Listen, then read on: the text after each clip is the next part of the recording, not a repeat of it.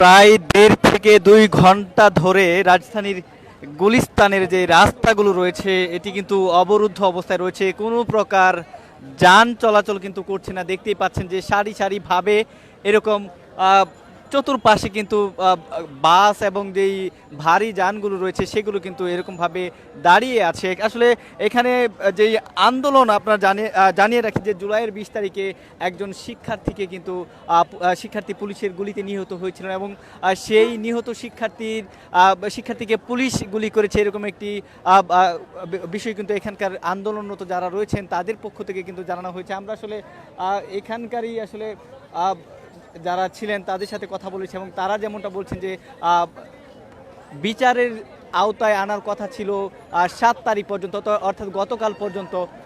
এখন পর্যন্ত সেই আসামি যারা রয়েছেন তাদেরকে গ্রেফতার না করার কারণে কিন্তু তাদের যে অবস্থান সেটি কিন্তু রয়েছে। আমরা একটু কথা বলবো ভাইয়া, একটু কথা বলি। আসলে আজকে এই যে অবস্থান এখানে কেন মূলত আপনারা কেন এসেছেন এখানে? এইটা আমাদের একজন টাইম হতো আমাদের সাথে আচ্ছা, এটা ভাই হচ্ছে আমাদের স্টুডেন্ট একজন টাইম হতো, তাকে মারা হয়েছে। যে কোটান হয়েছে সেই কোটান তাকে মারা হয়েছে পুলিশ। এখন যে পুলিশ মারছে তাকে আমরা চিহ্নিত করছি। এটার জন্য আমরা আরো অনেক দিন আমরা মনে করেন যে রাস্তায় এরকম ব্লক করছি। আমাদের উপদেষ্টা যে নাহিদ ভাই, উনি আমাদের আশ্বাস দিয়েছিল ৬ তারিখে যে আসামি তাকে ধরা হবে, কিন্তু এখন কোনো রেসপন্স নাই উপর থেকে। আসলে গুলি করছে তাকে আপনারা শনাক্ত করতে? হ্যাঁ, তাকে আমরা শনাক্ত করছি। এখন সে অন ডিউটিতে আছে। আচ্ছা, কোথায় আছে? ডিউটি কোথায় আছে? এখন সেটা যে সমন্বয়ক সে জানে। সমন্বয়ক নাহিদের সাথে আপনারা দেখা করেছিলেন? হ্যাঁ।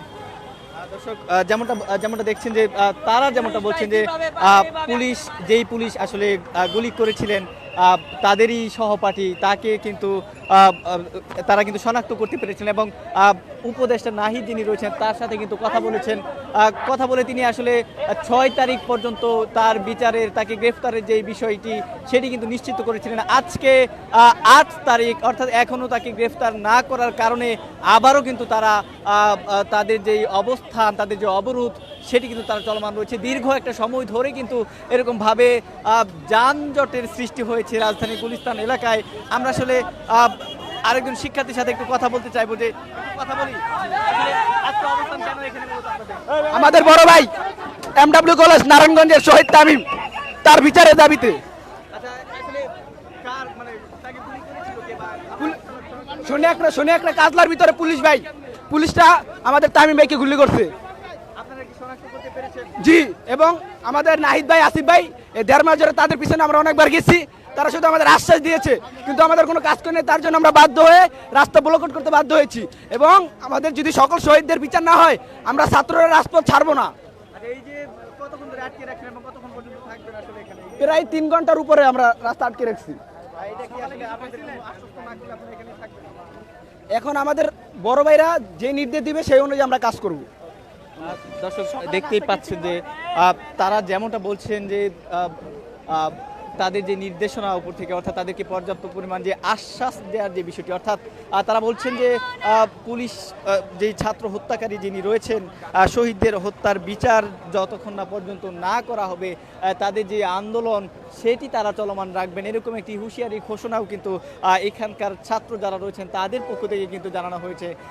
দেখতেই পাচ্ছেন যে এখানে সেনাবাহিনীর সদস্য যারা রয়েছেন তারা ইতিমধ্যে এখানে এসেছেন, পুলিশের সদস্য তারা কিছুক্ষণ আগে ছিলেন এখানে। অর্থাৎ তারা কিন্তু চেষ্টা করছেন যে এখানকার যান চলাচলের যে পরিস্থিতি সেটি যেন স্বাভাবিক হয় এবং সেই লক্ষ্যে আইনশৃঙ্খলা রক্ষাকারী বাহিনীর সদস্যদের কার্যক্রম আসলে কি হয় সেটি দেখার বিষয়। এবং দীর্ঘ সময় ধরে শিক্ষার্থীদের পক্ষ থেকে যেটি বলা হচ্ছে যে প্রায় ২.৫ থেকে ৩ ঘন্টা ধরে রাজধানীর গুলিস্তানের যে রাস্তাগুলো রয়েছে সেটি কিন্তু আসলে এখানে কিন্তু এভাবেই রয়েছে। আমরা একজন সাথে কথা বলবো, একটু কথা বলি।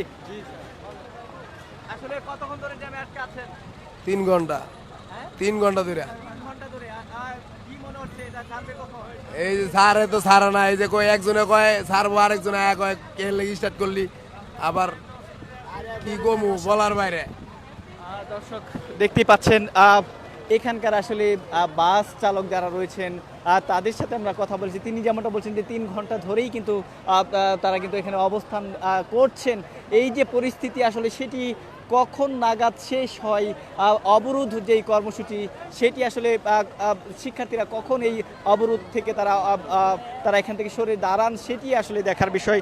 তারা বলছেন যে তাদেরকে যেই বিশ্বস্ত মাধ্যমে তাদেরকে আশ্বস্ত করলেই তারা আসলে এখানকার যে অবরোধ কর্মসূচি সেখান থেকে আসলে তারা কিন্তু ফিরে যাবেন এবং তাদের যে বিচারের দাবি অর্থাৎ গত জুলাইয়ের 20 আগস্টে যেই শিক্ষার্থী হত্যা করা হয়েছে পুলিশের গুলিতে, তারা বলছেন যে তারা কিন্তু পুলিশকে শনাক্ত করতে পেরেছেন এবং সেই শনাক্তকৃত পুলিশ যিনি রয়েছেন তাকে যেন বিচারের আওতায় নিয়ে আসা হয় সেই দাবি কিন্তু আসলে শিক্ষার্থীরা জানিয়েছেন। দর্শক, সমকালের সাথে আপনারা সরাসরি যুক্ত আছেন এবং জানাচ্ছিলাম যে পুলিশের বিচার চেয়ে এই মুহূর্তে রাজধানীর গুলিস্তানের যে অবরোধ কর্মসূচি দীর্ঘ একটি সময় ধরে যান চলাচল সেটি কিন্তু ব্যাহত রয়েছে এবং জানাচ্ছিলাম যে অবরোধ কর্মসূচির সর্বশেষ তথ্য।